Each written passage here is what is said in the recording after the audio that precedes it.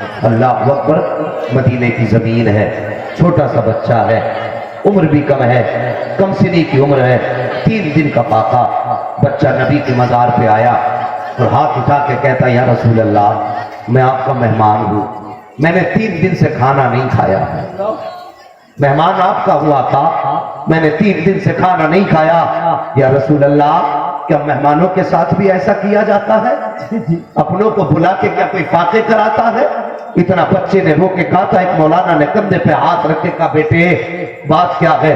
اس نے کہا یار یہ بات کہانی تمہاری نہیں, میرے اور میرے مصطفیٰ کی کہانی ہے.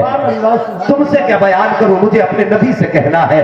بچے نے اتنا کہا اور پھر رخ کیا گنبد خضرا کی طرف, کہتا آقا 3 دن کا پاکا ہے, کچھ نہیں کھایا ہے. مولانا نے کاندھے پہ ہاتھ رکھ کے کہا بیٹے پریشان کیوں ہوتا ہے, تیرا دسترخوان لے کر کے مدینے والے نے مجھے بھیج دیا ہے. اللہ اکبر, مجھے بھیج دیا ہے, چل میرے ساتھ. بچے کا ہاتھ مولانا نے پکڑا, وہاں لائے جہاں لنگر چل رہا تھا, بیٹھایا, دسترخوان لگا, بچے کے آگے کھانا تھا. مولانا کہنے لگے بیٹے جلدی کھا لے, ماں انتظار کرتی ہوگی, جلدی کھا لے, باپ رستہ تکتا ہوگا. بچے نے اتنا سنا نا تو رونے لگ گیا, کہنے لگا حضرت مائیں ان کی انتظار کرتی ہیں جن کے سر پہ ممتا کا آنچل ہوتا ہے, باپ ان کے راستہ تکتے ہیں جو جن کے سر پہ باپ کا سایہ ہوتا ہے. مولانا میرا تو باپ بھی نہیں ہے, میں یتیم ہوں, میری ماں بھی نہیں ہے, ماں کا سایہ بھی سر سے اٹھ گیا ہے, میرا کوئی بھائی بھی نہیں ہے, میری کوئی بہن بھی نہیں ہے. اللہ اکبر. اس نے کہا تھا میرا جو بھی ہے گنبد خضرا والا ہے, میرا سب کچھ میرا نبی ہے. جب اتنی بات سنی مولانا کی آنکھ میں آنسو آئے, کہنے لگے بیٹے بتا تو صحیح کس خاندان سے تعلق رکھتا ہے, کہاں کا رہنے والا ہے. اب جوانوں دل پہ ہاتھ رکھ کے یہ بات سننا. جیسی اتنی بات مولانا نے کہی تھی, بیٹے کس خاندان سے تعلق رکھتا ہے. بچے نے کہا تھا مولانا مجھے سید زادہ کہا جاتا ہے, میں مصطفیٰ کی اولاد سے تعلق رکھتا ہوں, میں آل رسول ہوں. اتنا مولانا نے سنا ہے, آگے بڑے قدم چوم لیے ہیں. کہتے بیٹے اب ہمارے ملک چلنا. کہا کیا ملے گا تمہارے ملک میں؟ کہا چلو گے ہمارے ملک میں تو لوگ تمہیں عزتیں دیں گے, تمہیں سر پہ بٹھائیں گے, چلنے کے لیے گاڑی ہوگی, رہنے کے لیے شاندار بنگلہ ہوگا, کھانے کے لیے اعلیٰ قسم کے کھانے ہوں گے. بچہ سنتا رہا, مولانا کا چہرہ دیکھتا رہا. جیسی بچے نے کہا بات پوری ہوئی, کہا ہاں. بچے نے لقمہ وہیں چھوڑا ہے, مولانا کا ہاتھ پکڑا ہے اور پکڑ کے گنبد خضرا کے سامنے لا کے کھڑا ہو جاتا ہے. اور اس کے بعد کہتا ہے مولانا اب بتاؤ تمہارے ملک میں کیا کیا ملے گا. بچہ کہتا ہے مولانا آپ کے ملک میں گاڑی ملے گی. کہا ہاں بیٹے ملے گی. بنگلہ بھی ملے گا. ہاں بیٹے بنگلہ بھی ملے گا. چلنے کے لیے اعلیٰ سواریاں ملے گی. ہاں بیٹے اعلیٰ سواریاں ملے گی. لوگ سر پہ بٹھائیں گے. ہاں بیٹے سر پہ بٹھائیں گے. کھانے کے لیے اچھے کھانے ملیں گے. ہاں بیٹے اچھے کھانے ملیں گے. بچے کی آنکھ نکلی ہے, اس نے ہاتھ اٹھایا ہے اور اشارہ کیا گنبد خضرا کی طرف. اس نے کہا تھا مولانا سب کچھ ملے گا, کیا گنبد خضرا بھی ملے گا؟ جیسے اتنی بات کہی ہے مولانا کی چیخ نکل جاتی ہے. کہتے بیٹے کھانا بھی ملے گا, بنگلہ بھی ملے گا, گاڑی بھی ملے گی, لیکن گنبد خضرا نہ ملے گا. بچے نے کہا تھا مولانا تمہاری گاڑی تمہیں مبارک ہو, یہ بنگلے تمہیں مبارک ہو, کھانے تمہیں مبارک ہو. مولانا میں کھانے کے بغیر زندہ رہ سکتا ہوں, لیکن گنبد خضرا کے بغیر زندہ نہیں رہ سکتا. نعرہ تکبیر, نعرہ تکبیر, نعرہ تکبیر. جو ہے ذرا سارے کہہ دو یا رسول اللہ. ساکت بچے نے کہا تھا گنبد خضرا کے بغیر زندہ نہیں رہ سکتا. اللہ اکبر. اور جوانوں ایک بات لگے ہاتھ کہتا چلوں, بچے کا بچپن مدینے میں گزر رہا ہے, تب کہتا ہے کہ میں گنبد خضرا کے بغیر نہیں رہ سکتا. ذرا دل پہ ہاتھ رکھ کے بتا, جس دن میرے حسین سے 60-63 سال کی عمر میں مدینہ چھوٹا ہوگا, میرے حسین کے جگر پہ کیا گزری ہوگی. کبھی ٹھنڈے دماغ سے سوچ. اور یار حاجی 8 دن کے لیے جاتا ہے, روتا ہے, تڑپتا ہے. بچہ بچپن میں کہہ رہا ہے گنبد خضرا کے بغیر نہیں رہ سکتا.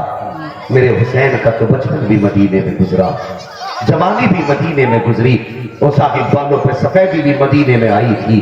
لیکن جب بات مصطفیٰ کے مدینے کی عظمت کی آئی تھی, خدا کی قسم حسین نے مدینہ چھوڑ دیا تھا. اور اس لیے چھوڑا تھا تاکہ مصطفیٰ کے مدینے کا تقدس پامال نہ ہو.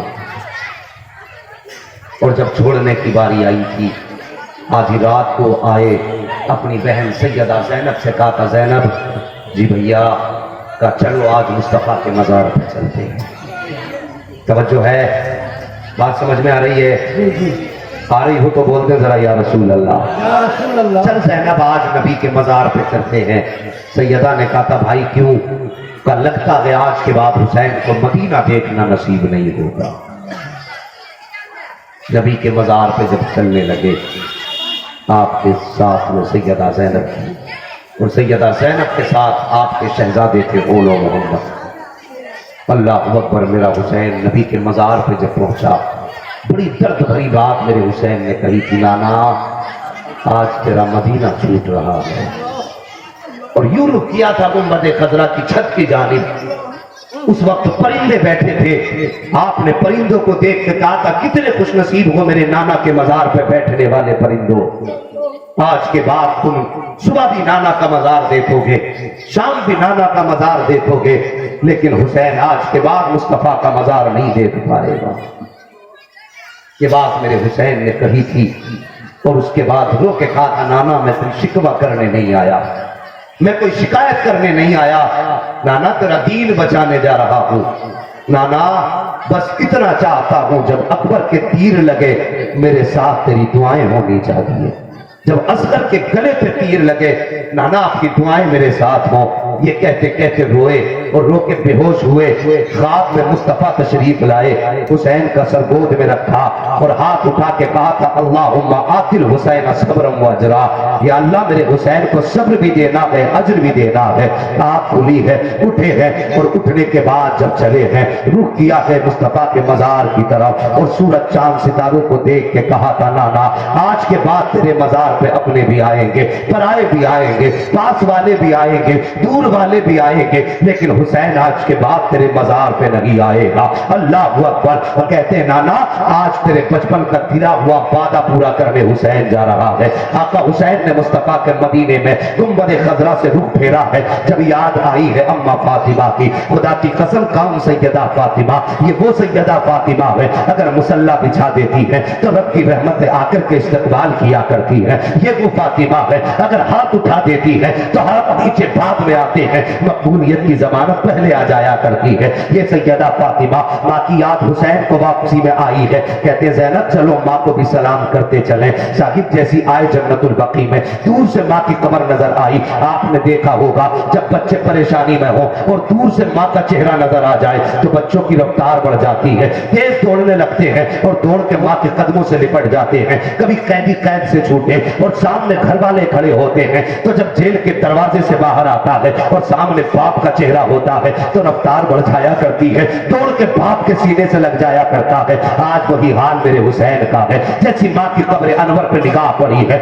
دوڑے ہیں اور دوڑ کے ماں کی قبر انور سے لپٹ جاتے ہیں اور رو کے کہا تھا ماں آج تیرا حسین وہ وعدہ پورا کرنے جا رہا ہے جو دودھ پلاتے وقت تو نے حسین سے کیا تھا. اللہ اکبر. اس وقت میرے حسین نے رو کے کہا تھا اے ماں اپنے بیٹے کو دعائیں دے دے. جیسے اتنی بات کہی تھی سیدہ فاطمہ کی قبر انور ہلنے لگی. اندر سے آواز آئی تھی حسین پریشان نہ ہو, پہنچ کربلا کے میدان میں میرے بیٹے, تو کربلا میں بعد میں پہنچے گا, فاطمہ پہلے پہنچ کر دکھا دے. اللہ اکبر. اللہ اکبر. یا رسول اللہ, یا رسول اللہ, یا رسول اللہ.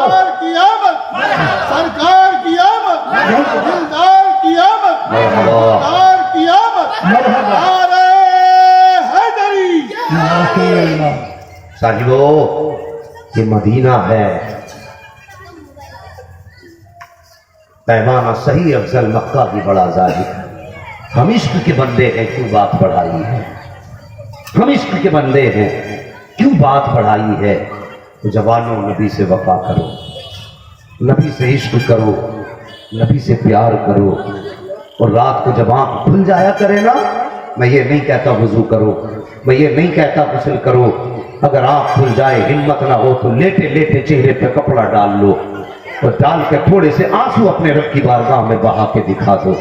اور اتنا کہہ دو یا اللہ آپ مرنے سے پہلے مصطفیٰ کا مدینہ دکھا دے. سبحان اللہ سبحان اللہ. ہاں یہ دعائیں مانگا کرو یار, قسمتیں سنور جاتی ہیں مصطفیٰ کے مدینے میں جانے کے بعد. آقا سے عشق کرو جوانوں, آقا سے پیار کرو. ان کا پیار ہے جو ہمیں مصطفیٰ کے ذریعے جنت دلائے گا.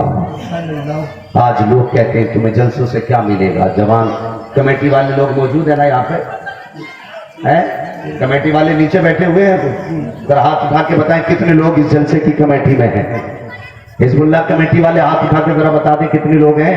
حزب اللہ بہت ہے. حزب اللہ کتنے لوگ ہیں, ذرا ہاتھ اٹھا کے بتائیں حزب اللہ کمیٹی کے لوگ. ہاتھ اٹھائیے بھائی. ہاں سبحان اللہ, حزب اللہ کمیٹی والے لوگ. اور ان کے جملہ رفقا تمہیں بتا دوں آج تم نے جلسہ کیا ہے, اس کی برکتیں سن لو. ایک بڑا غریب میرے مصطفیٰ کا امت ہے. عشق تو کسی کے بھی دل میں اتر سکتا ہے نا مصطفیٰ کا, کسی کے بھی دل میں اتر سکتا ہے نا عشق مصطفیٰ کا. غریب کے بھی دل میں اتر سکتا ہے, امیر کے دل میں بھی اتر سکتا ہے. لیکن جانتے ہو عشق کی آگ غریبوں کے سینے میں زیادہ لگا کرتی ہے. امیروں کو دولت پہ ناز ہوتا ہے کہ جب چاہیں گے مدینہ سے لے جائیں گے, لیکن غریب ہمیشہ سوچا کرتے ہیں اللہ اتنا پیسہ کب دے گا جو تیرا محبوب کا مدینہ دیکھیں گے. غریب یہ ہر وقت سوچا کرتا ہے. ہاں آقا کے امتی غریب ہے, اور صاحب یہ رویا کرتے غریب کہ ہمیں مدینہ کب دیکھنے ملے گا. توجہ ہے نا. ایسے ہی ایک مصطفیٰ کا عاشق, اس کے دل میں تمنا تھی اللہ مجھے اتنا دے دے کہ میں اس کے محبوب کے نام کی محفل آباد کروں, ان کے نام کی محفل اور مجلس سجاؤں.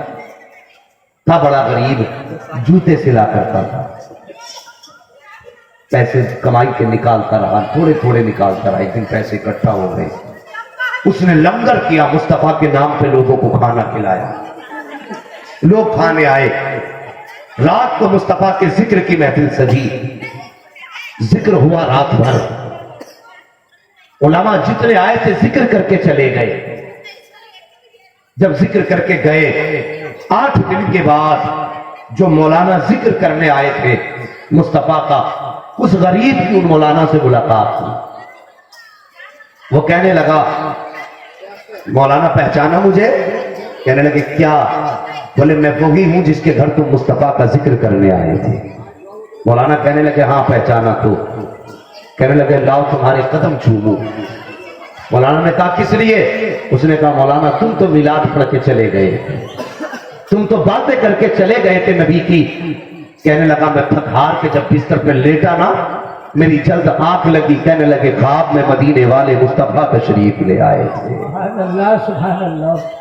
اللہ اکبر. اللہ فرمایا خواب میں آقا تشریف لائے, وہ مجھے سینے سے لگا کے کہا مبارک ہو تو نے میری محفل سجائی ہے, میں مبارکباد دینے مدینے سے چل کے آ گیا.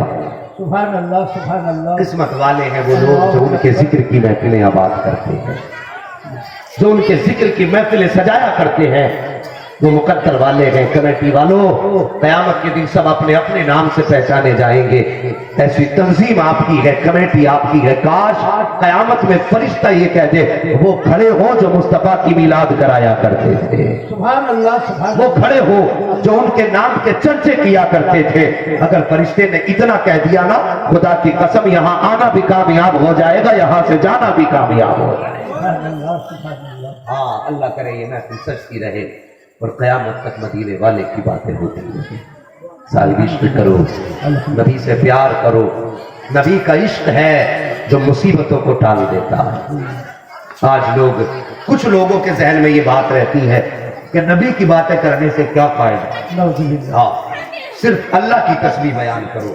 رب نے فرمایا محبوب جان تو ذکر کا ذکری, میں نے تیری باتوں کو اپنی باتیں بنا دیا ہے, تیرے ذکر کو اپنا ذکر بنا دیا ہے. اگر کوئی بندہ ساری رات نبی نبی کرتا رہے گا, قیامت کے دن جب عمل نامہ کھولا جائے گا اس کے نامہ اعمال میں تیرے نام کی جگہ میرا نام نکالا جائے گا. اللہ اکبر. یہ رب کو محبوب سے پیار اتنا ہے. وہ صاحبو نبی سے وفا کرو, نبی سے پیار کرو, اور چہروں پہ مصطفیٰ کی سنت سجا لو, چہروں پہ داڑیاں سجا لو. اور جوانوں پتہ نہیں کس گلی میں موت دھکا دے, نہ جانے کہاں آ کر کے اسرائیل رستہ روک لے. وہ ایسا نہ ہو جب دنیا سے جائیں تو چہرے پہ مصطفیٰ کی سنت نہ ہو. یاد رکھو اگر اس حال میں دنیا سے گئے کہ چہرے پہ مصطفیٰ کی سنت نہ ہوگی تو قیامت میں اپنے نبی کو کون سا چہرہ دکھائیں گے؟ قبر میں نبی آئے تو ہم کس منہ سے مصطفیٰ کا سامنا کریں گے؟ وہ جوانوں چہرے پہ مصطفیٰ کی سنت سجا لو. لباس وہ پہنو جو مصطفیٰ کو پسند ہے. ہاں کپڑے تو سبھی کو پہننے ہیں لیکن یہ سوچ کے پہنا کرو لباس وہ پہنوں گا جو مدینے والا پسند کرتا. کھانا تو سبھی کو کھانا ہے, یہ سوچ کے کھایا کرو میں ایسے کھاؤں گا جیسے میرا نبی کھایا کرتا تھا. چلنا تو سبھی کو ہے لیکن یہ سوچ کے چلا کرو میں اس چال سے چلوں گا جس سے میرا نبی چلا کرتا تھا.